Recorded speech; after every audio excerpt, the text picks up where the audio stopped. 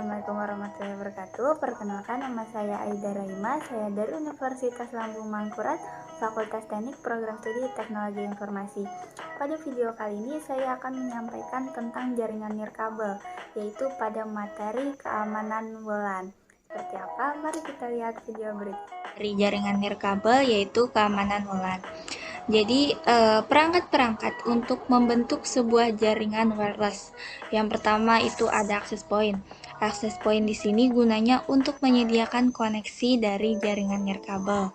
Kemudian antena omni. Antena omni di sini fungsinya untuk memperluas coverage area jaringannya. Kemudian ada antena grid. Antena grid di sini untuk memperkuat dan mengarahkan sinyal wireless untuk koneksi-koneksinya. Kemudian ada kabel pigtail. Kabel pigtail di sini itu fungsinya untuk menghubungkan antara antena omni dan juga access point. Kemudian ada PoE atau Power over Ethernet. Ini fungsinya untuk menyalurkan arus listrik. Kemudian ada kabel UTP atau STP.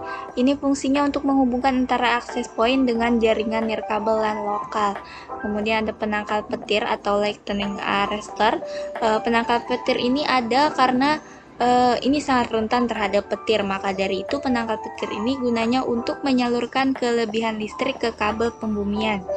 Kemudian ada tower. Tower di sini fungsinya untuk agar coverage areanya lebih maksimal. Kemudian ada NIC atau Network Interface Card. Ini fungsinya untuk menghubungkan antara komputer dengan komputer. Kemudian ada PC atau personal komputer, ini sebagai klien jaringan. Kemudian ada tipe-tipe dari jaringan wireless. Yang pertama ada WPAN atau Wireless Personal Area Network. Ini fungsinya untuk jaringan nirkabel dengan skala kecil dan jangkauannya itu kurang dari 10 meter. Jadi ketika memakai wireless personal area network itu hanya untuk skala kecil yang jangkauannya hanya sekitar kurang dari 10 meter. Kemudian ada wireless wide area network. Ini bisa membangun koneksi dengan cakupan yang lebih besar daripada wireless personal area network karena ini koneksinya bisa antar kota atau negara dengan antena yang diimplementasikannya dari 2G, 3G, 4G, dan 5G. Kemudian ada Wireless Metropolitan Area Network. Ini cakupan jaringannya itu 31 mil dan ini sering dipakai untuk jaringan di fakultas atau universitas karena meskipun terhalang bangunan, dia tetap bisa mengcover areanya. Kemudian ada WLAN atau Wireless Local Area Network. Nah, ini memanfaatkan gelombang radio dalam transmisi data dengan mengakomodir proses melalui transfer melalui udara. Jadi, transmisi datanya itu mengakomodir transfer melalui udara dengan memanfaatkan gelombang radio yang ada. Kemudian ada protokol-protokol pada jaringan. Nah, protokol pada jaringan ini yang pertama adalah 802.11. Ini bekerja pada frekuensi 2,4 GHz dengan bandwidth maksimalnya 2 Mbps. Kemudian yang kedua ada 802.11b. Ini bekerja pada frekuensi 2,4 GHz dengan bandwidth mencapai 11 Mbps dan jangkauan sinyalnya kurang lebih 45 meter. Kemudian yang ketiga ada 802.11a. Ini bekerja pada frekuensi 5 GHz dan bandwidthnya 54 Mbps. Kemudian yang keempat ada 802.11g. Ini bekerja pada frekuensi 2,4 GHz dengan bandwidthnya 54 Mbps. Kemudian yang kelima ada 802.AC. Ini bekerja pada frekuensi 2,4 GHz dan 5 GHz. Bandwidthnya untuk yang 2,4 GHz itu 1300 Mbps dan yang 5 GHz itu 450 Mbps. Kemudian selanjutnya yang keenam ada 802.11ax. Ini bekerja pada frekuensi 2,4 GHz dan 5 GHz dengan teknologi MIMU dan mendukung MU-MIMU. Kemudian lebih aman kabel atau wireless. Di sini saya memberikan pendapat saya bahwa jaringan LAN lebih aman karena jaringan kabel itu sudah terhubung dari satu perangkat ke perangkat lain sehingga aksesnya itu tertutup. Jadi ketika kita menggunakan jaringan kabel, kita sudah tahu aksesnya kemana dan kemana. Jadi tidak memungkinkan adanya penyadapan-penyadapan yang terjadi di tengah jalurnya, karena aksesnya itu sudah tertutup dan sudah jelas terhubungnya itu antara perangkat mana dan ke perangkat mana. Kemudian selanjutnya ada serangan-serangan pada WLAN. Nah, serangan-serangan pada WLAN ini yang pertama di jamming. Jadi jamming ini dia membangkitkan satu frekuensi sehingga membuat daya pada WLAN itu menjadi lebih besar dan mengakibatkan terjadinya noise yang cukup besar. Jadi gangguannya itu cukup besar karena dayanya itu dibangkitkan sehingga frekuensinya itu juga dibangkitkannya. Kemudian ada serangan pasif. Serangan pasif ini dia memantau dari lalu lintas udara, sehingga setelah dia memantau itu, jaringan itu dapat diakses oleh siapapun. Dan ada serangan aktif. Nah, serangan aktif di sini dia berusaha untuk masuk ke dalam jaringannya dan mengambil data-data yang ada pada jaringan tersebut. Kemudian ada man the middle attack, itu dia bisa memotong tengah antara access point dan klien. Jadi dia bisa masuk ke dalam di antara jalur access point dan klien tersebut. Dia bisa memotong lewat jalur tengah antara akses tersebut. Yang pertama kita berbicara pada lapisan fisiknya. Yang pertama itu bisa terjadi penyadapan untuk informasi, seperti yang kita tahu bahwa penyadapan sudah tidak asing lagi oleh para hacker-hacker karena tools-toolsnya sangat mudah ditemukan di internet. Kemudian ada injeksi karena tidak ada validasi siapa yang terhubung. Jadi ketika tidak ada validasi siapa yang sedang terhubung, jadi siapa saja bisa memakai jaringan tersebut. Kemudian ada jamming yang terjadi karena frekuensi yang digunakan sempit sehingga kembali ke channel itu sulit digunakan karena area yang padat jaringan nirkabelnya. Kemudian ada lokasi mobile node mendapatkan posisi letak WiFi. Itu sudah tidak asing lagi karena posisi letak setiap WiFi dan beragam konfigurasi masing-masing itu dapat ditemukan karena laptop-laptop sekarang didukung oleh GPS sebagai penanda posisinya. Kemudian ada akses kontrol yang kurang sehingga tidak ada desain untuk memisahkan node host. Karena kurangnya akses kontrol ini, yang bisa memisahkan antar node host yang bisa dipercaya dan tidak bisa dipercaya, sehingga akses kontrol ini. Kemudian yang selanjutnya adalah hijacking atau komunikasi yang dapat diambil alih. Nah, komunikasi yang dapat diambil alih ini terjadi karena kelemahan protokol tersebut, sehingga pengambil alihan komunikasi itu sangat sering terjadi dan dapat dilakukan pencurian atau modifikasi dari informasi. Kemudian pada lapisan MAC, bandwidth-nya itu dapat menurun jika channel yang sama terhubung pada AP dan MAC address mudah ditiru. Jadi seringkali pada channelnya itu AP-nya itu sama sehingga bandwidth yang mampu dilewatkan itu akan menurun. Selain itu juga MAC address-nya itu terkadang mudah ditiru dan diduplikasi sehingga bisa terjadi berbagai macam permasalahan keamanan. Kemudian yang selanjutnya adalah SSID. Apa itu SSID? SSID itu singkatan dari Service Set Identifier atau pengenal set layanan. Jadi SSID ini merupakan tempat untuk mengisikan alamat IP atau access point.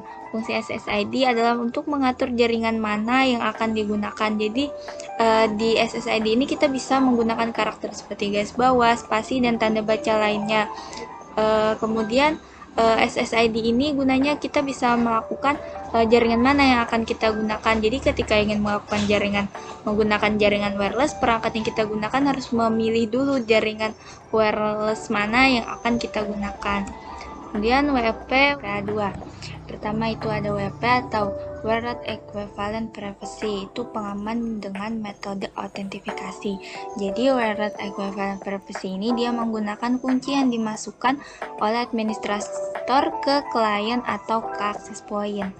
Kemudian ada WPA atau Wi-Fi Protected Access, itu autentifikasinya bisa mencapai dengan kunci 256 bit. Jadi dia itu mengembangkan dari Wireless Equivalent Privacy. Jadi dibuatlah Wi-Fi Protected Access dengan autentifikasi kunci itu 256 bit.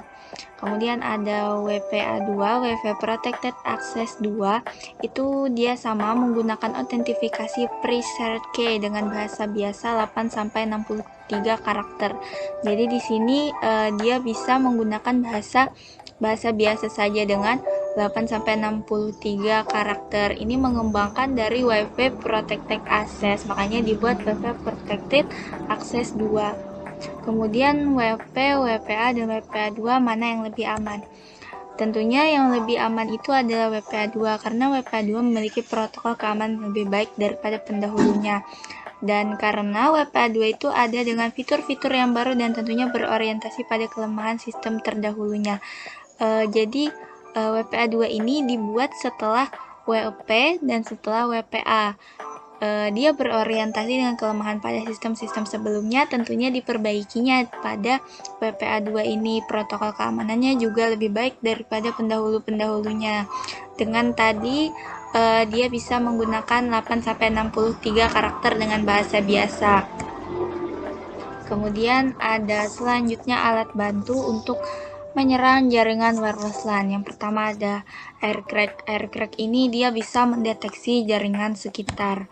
Kemudian ada Wi-Fi T, itu setelah SSID itu terdeteksi, dia akan bisa menghack Wi-Fi tersebut. Dan ada Airguardon. Airguardon ini dia bisa meretas jaringan Wi-Fi sekitar dengan aplikasi tersebut. Kemudian ada Wi-Fi Visor, dia bisa mendapatkan password Wi-Fi dengan mudah dengan aplikasi ini. Kemudian ada Friend Wi-Fi Wireless Cracker, ini dia berbasis Python dengan menyimpan kunci dalam database dan setelah kunci dalam database itu dia simpan, kemudian serangannya itu dapat berhasil. Kemudian ada Encider. Encider ini dia juga sama bisa menganalisa jaringan Wi-Fi sekitar dan menghack jaringan tersebut. Dan ada Kismek. Kismek di sini dia bisa menemukan jaringan dan kemudian dia bisa memakai jaringan tersebut. Dan ada Kismet, itu dia bisa mendeteksi jaringan melalui lalu lintas data yang ada. Itu tadi alat bantu untuk aplikasi atau aplikasi untuk menyerang jaringan wireless LAN. Dan ada tekankan jaringan LAN. Yang pertama itu menggunakan enkripsi sebagai defaultnya. Kemudian enkripsi yang digunakan itu harus kuat. Yang enkripsi yang kuat kita bisa menggunakan WPA tadi yang sudah dijelaskan sebelumnya. Kemudian ganti password administrator standar, karena kebanyakan itu tetap menggunakan password administrasi yang sama untuk semua apapun itu. Jadi default password itu kebanyakan sudah diketahui, jadi harus kita ganti dulu password dengan password administrator yang tidak diketahui oleh orang banyak.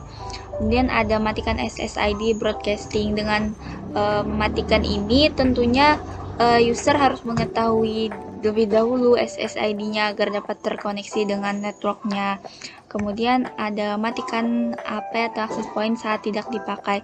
Jadi saat tidak dipakai itu tidak usah dinyalakan. Jadi untuk menyalakan network setiap saat itu menyediakan kesempatan bagi penyusup untuk melaksanakan niat jahatnya ketika access point itu selalu tidak dimatikan. Jadi ketika dimatikan maka hanya akan terkoneksi pada saat-saat tertentu saja. Kemudian ubah default SSID. Default SSID ini kebanyakan itu dipakai tetap sama. Jadi ketika dirubah maka itu akan membuat penyusup itu kesulitan untuk menerka SSID dari network kita. Kemudian menggunakan MAC filtering. Nah, menggunakan MAC filtering ini membuat kesulitan yang sangat lumayan bagi seorang penyusup yang tidak bisa masuk ke jaringan kita, karena MAC filtering ini kita membuat whitelist dari komputer-komputer yang boleh mengakses wireless network kita itu. Dan mengisolasi wireless network dari LAN itu untuk memproteksi internet network kabel dari ancaman yang datang dari wireless network. Dan ada mengontrol signal wireless, jadi sinyalnya itu harus kita kontrol jaraknya dan arahnya untuk melindungi dari penyusup. Kemudian ada memancarkan gelombang pada frekuensi yang berbeda. Biasanya salah satu cara yang dipakai itu dengan memakai teknologi 802.11b. Kemudian adalah menyembunyikan SSID. Jadi ketika SSID itu kita sembunyikan, maka penyusup itu tidak mungkin bisa menemukan SSID punya network kita. Kemudian selanjutnya adalah alat bantu aplikasi untuk mengamankan jaringan wireless LAN. Itu yang pertama ada SolarWinds Wi-Fi Analysis. Jadi pada SolarWinds Wi-Fi Analysis ini dia bisa memonitor jalur wireless kita. Jadi dengan mudah kita dapat mengamankan jaringan wireless kita. Kemudian ada Paisler PRTG, ini gunanya untuk menganalisa perangkat dan membuat grafik data waktu. Jadi ini memudahkan kita melihat kira-kira di grafik mana yang pemakaiannya melonjak, itu artinya di situ ada hal yang perlu kita cek lagi. Kemudian ada Ekahau Head Mapper, ini dia mengoptimalkan disertai dengan peta pada wifi-nya. Kemudian Acrylic Wi-Fi itu dia menganalisis router nirkabel lokal yang dipakai. Kemudian Air Magnet Wi-Fi Analyzer Pro, ini gunanya untuk menganalisis tanpa kehilangan lalu lintas. Jadi setiap lalu lintasnya itu dianalisis oleh Air Magnet Wi-Fi Analyzer Pro. Kemudian ada NetSpot. Nah, NetSpot ini dia menggunakan parameter kinerja. Jadi parameter kinerja itu disediakannya dengan beberapa warna. Jadi memudahkan kita untuk melihat parameter kinerjanya. Kemudian yang terakhir ada Lizard System Wi-Fi Scanner. Di sini dia menemukan jaringan yang terlihat dan infonya juga sesuai dengan yang kita inginkan. Oke, kemudian selanjutnya ada rekomendasi pengaman untuk jaringan WLAN. Pertama adalah Wireless Equivalent Privacy atau WEP. Jadi di sini dia menggunakan kunci yang dimasukkan oleh administrator ke klien atau ke access point. Jadi itu bisa mengamankan jaringan wireless.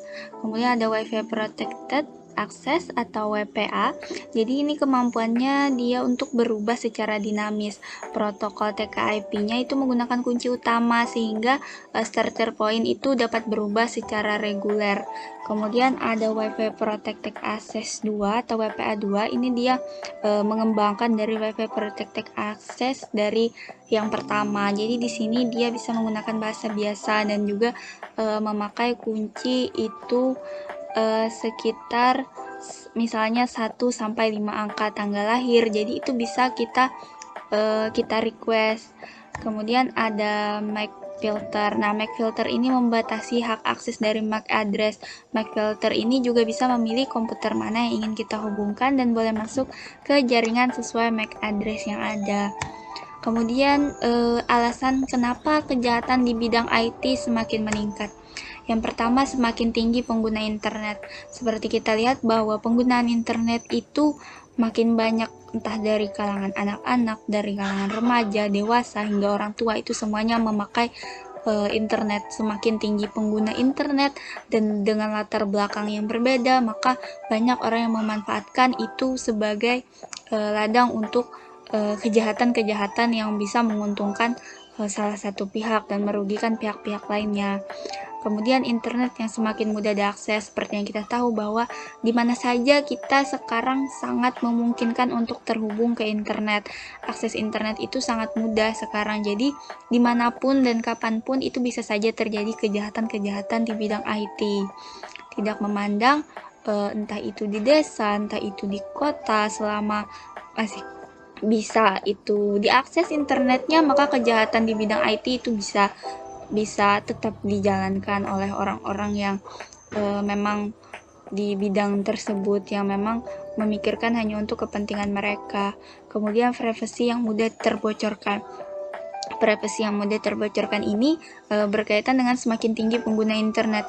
Ketika pengguna internet itu semakin tinggi dan mereka tidak memikirkan ketika mereka membocorkan privasi mereka, entah itu kata sandi apapun atau password apapun yang mereka sampaikan kepada orang lain tanpa mereka memikirkan bahwa itu bisa menjadi kejahatan di bidang IT, maka itu merupakan suatu alasan kenapa kejahatan di bidang IT ini bisa meningkat, karena mudahnya seseorang membocorkan privasi mereka, entah itu password atau apapun itu, sehingga itu bisa dijadikan bagi orang-orang yang memang ingin melakukan kejahatan di bidang IT itu sangat mudah bagi mereka ketika mereka mengetahui privasi dari orang yang menggunakan internet tersebut. Jadi kejahatan di bidang internet ini sangat meningkat dengan beberapa hal yang saya sampaikan ini. Jadi Karena semakin tinggi pengguna internet yang mudah diakses, privasi dan sangat mudah terbocorkan, itu membuat kejahatan di bidang IT itu semakin meningkat. Seharusnya kita lebih bijak lagi dalam menggunakan IT. Kita pikirkan lagi dampak-dampaknya ketika kita melakukan ini apa dampaknya, ketika melakukan ini apa dampaknya. Jadi perlulah kita tuh memikirkan dampak-dampak yang terjadi ketika kita menggunakan internet. Jadi tetap berhati-hati dalam menggunakan internet karena kejahatan di bidang IT itu sangat mungkin dilakukan oleh siapapun itu. Oke, sekian dari saya. Saya mohon maaf. Wabillahi taufiq wal hidayah. Wassalamualaikum warahmatullahi wabarakatuh.